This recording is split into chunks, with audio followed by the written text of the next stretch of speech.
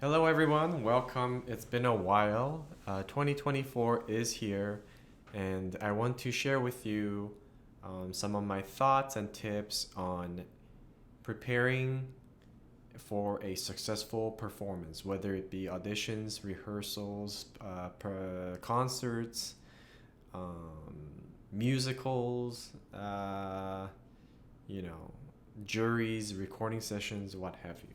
Okay. So number one, first and foremost, uh, you have to really know the score. What I mean by the score is not just your part. So if you play, let's say, flute, you're not just looking at the flute part of the piece, um, unless it's a unaccompanied flute piece. Chances are there's other parts going around, whether it be a piano player or an orchestra or a chamber group. There's going to be other instruments, so you have to know the piece in its entirety. um, so look at the score, and when you look at the score, first of all, you can get the scores from this website called IMSLP, or you can get hard copies from like university libraries, or you can order them online. You can find them on eBay or sometimes Amazon, or you can get them from like garage sales sometimes, actually. But when you look at the score, um, what you're trying to do is not just looking at it, but try to catch gestures and characters, and that'll take some imagination for sure. But really get a sense of the intended uh,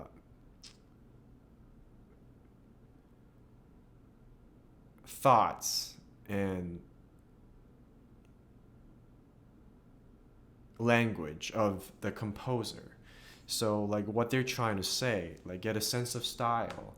Look at the articulation, look at the phrasing, look at the how different parts intersect. Look at the texture, look at the, you know, tempo markings. Look at the different thematic things. Oh, this part happened here, and then the part repeated here, and then it repeated here again.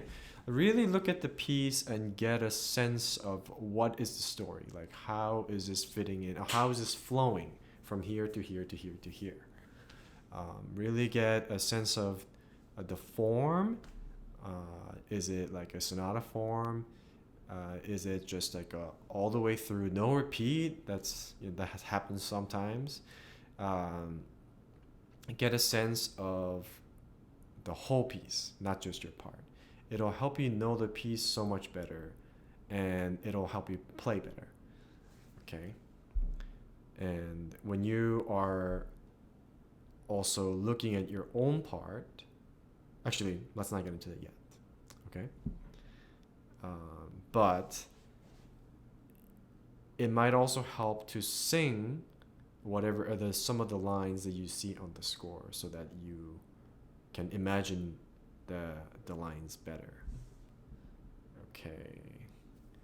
And of course, number two, listen to recordings of the piece if you can find them. Sometimes there are no recordings, but listen to the recordings if you can find them, and follow along with the score, so that you can see, you can kind of compare and validate uh, your own uh, thoughts and ideas of the piece.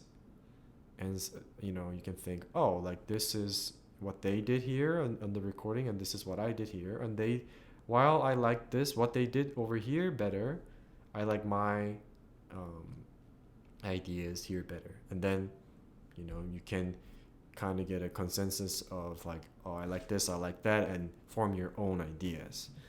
um, and listen to not just one, but listen to as many recordings as you can find them, and don't listen to the I mean, and you'll find your favorites, and you'll listen to uh y- and you'll sorry, there's a low battery, and you get a sense of What was I trying to say?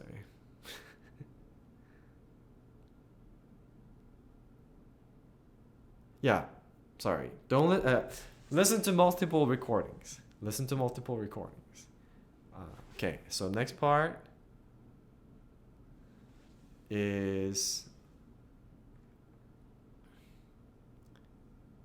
of course, practice your own part and look for tricky parts and really master them. Well, when I say master them, memorize them. Like memorize the tricky parts and don't really spend too much time on the stuff that you can play really well. The fun stuff. Of course, you should practice them, but don't over practice them at the cost of not spending enough time on the parts that you should be spending more time on. Okay? Next part is play through the entire piece with a piece with the recordings. It'll give you a good sense of, you know, your stamina, really important for having a successful performance. And what I actually do is, by the time I'm ready to do this step, the fourth step, playing through the entire piece with recordings, uh, my chops are ready to play this 3 times in a row, you know, because you want to be so prepared for playing this piece that nothing can shake you, because at performances all the things that can go wrong will go wrong. Like you're gonna be short of breath, something's gonna happen, like some other player makes a mistake with the entrance. But if you know your part so well and other people's entrances so well, then you can actually help bring everyone back to the piece. That's a really exciting thing and very reassuring thing. But anyway, and also, a lot of times, one piece is not all you're gonna play in a concert or whatever. It's gonna be multiple pieces. So you should be able to play one piece, the piece that you're working on, multiple times, chops wise. Does that make sense? And of course, other things that you can do is sleep enough. Everyone has a different amount of sleep that they can, operate properly in. So know what that amount is for you and try to get that amount of sleep. Don't practice too much on the day of the concert, but I do try to practice enough. I try to hit all the spots, and I try to also, one thing really important is that you should have many reeds if you play clarinet or other reed instruments ready for this thing, performance, concert, recording, whatever. One reed will not get you there. You want to have at least, I would say 8 reeds, but at the bare minimum, you should have 3 to 5, in my opinion. Because the reeds change just so much, and especially when you're practicing so hard, your reed that you started practicing on is not gonna be the reed that you end your concert on. They're just gonna be so different.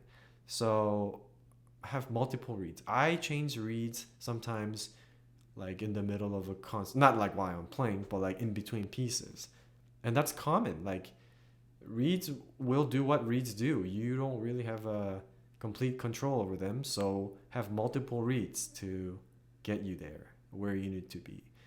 And I try to eat a little bit before concert or audition or whatever, but I don't eat too much, just enough that I don't, like, my body doesn't kind of shrivel up. So just enough.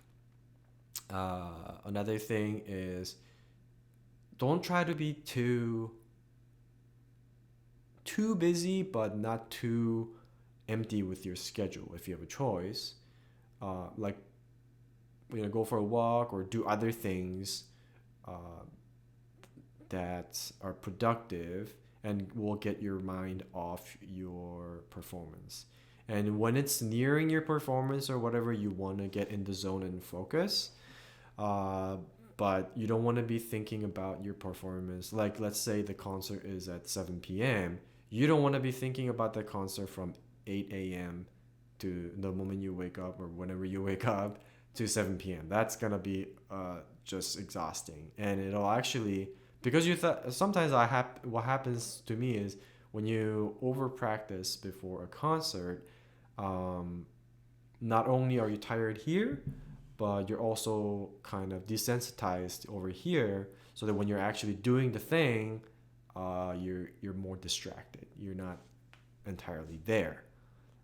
Um, and I used to, and I still do, if I can, do like some kind of exercise before I play, just to get the nerves out of the way, the jitters out of the way. And don't drink. Now this depends on the person, but I try not to drink too much coffee. But I do drink some coffee because I'm usually a very relaxed kind of. I'm not relaxed here, but I'm relaxed kind of like here. So just to get me going, I have like a little bit of coffee, and also when I have concerts, usually by the time I have concerts, my chops are pretty tired, and and caffeine seems to help with giving this a little bit of strength. But if you don't drink caffeine, that's okay. Don't drink caffeine. Um, is there anything else? Um, oh, really important couple things. Make sure if you're an instrumentalist, your instrument is in good shape. Um, and you don't really get to decide if your instrument is in good shape. Go to a really good repair person, um, and get your instrument looked at um, well before your performance, like preferably weeks or days, but not the day off. That'll be terrible. Um, because you want your instrument to have a fighting chance, so you can have a fighting chance. So when you know the piece really well, when your body is at the best shape possible, your mind is going to be in and then your instrument is in the best shape possible, and your mind's going to be in best shape possible. And when you're like that, your colleagues are going to relax, and it's going to just set up for a really good performance. And that's, a tried and true thing.